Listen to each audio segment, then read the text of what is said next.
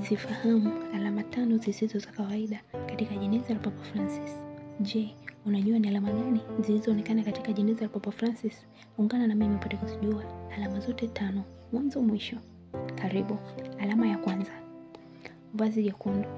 Liliashiria damu ya mashahidi, ikiwakilisha nia yao na kutumikia na kujitoa kwa ajili ya Kristo. Na hilo vazi huvaliwa katika tarehe maalum au katika siku maalum. Na hizo siku ni kama siku ya Pentekoste, siku ya Matawi, wengine wanaita siku ya Matende, na pia siku ya Ijumaa Kuu. Hilo vazi ndio huwa linavaliwa. Hiyo ni kutokana na liturujia la Kanisa Katoliki. Alama ya pili.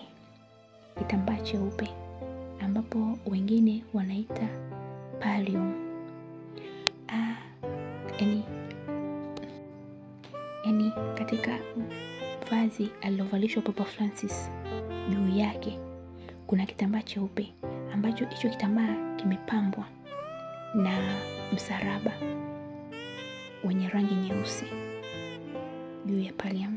Na pia juu ya pallium pia kuna kipande cha dhahabu yani hicho kipande cha dhahabu kimeashiria msumari wa Yesu Kristo.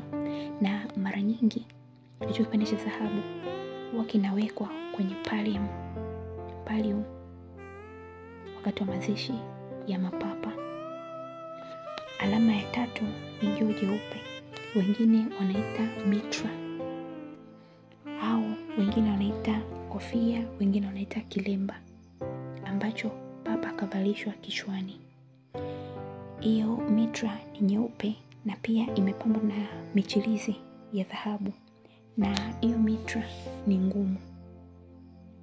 Na mitra mara nyingi huvaliwa na Baba Mtakatifu, maaskofu na abate, na huwa wanavaa katika hafla maalum.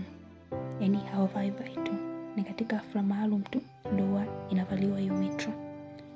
Na kila wanapovaa hiyo mitra huashiria hadhi ya Baba Mtakatifu, utakatifu na mamlaka ya papa.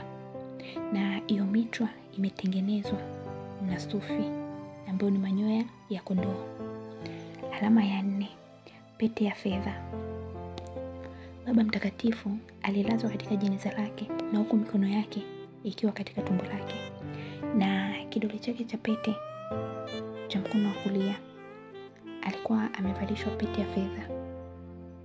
Alama ya 5. Rozali au tasbih.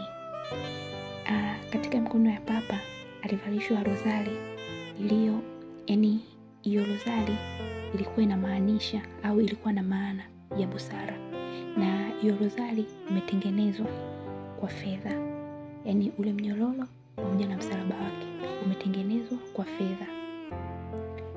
Tumemaliza alama zote 5, lakini kabla papa hajafa aliomba asizikwe kifahari, azikwe nomo kabisa, yani azikwe kawaida. Siku atakapokuwa anazikwa asijaziwe maua wala asijaziwe ulembo mwingi kwenye kaburi lake.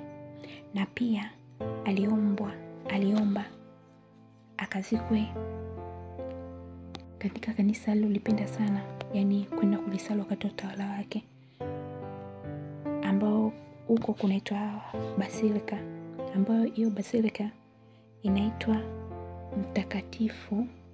Hilo kanisa linaitwa la Mtakatifu Maria Mogwa. Asanteni kwa kunisikiliza. Usisahau kubonyeza alama nyekundu inayoonekana katika upande wa kulia iliyoandikwa subscribe. Naomba usideke kusubscribe, kulike, kushare na kucomment. Asanteni, bye.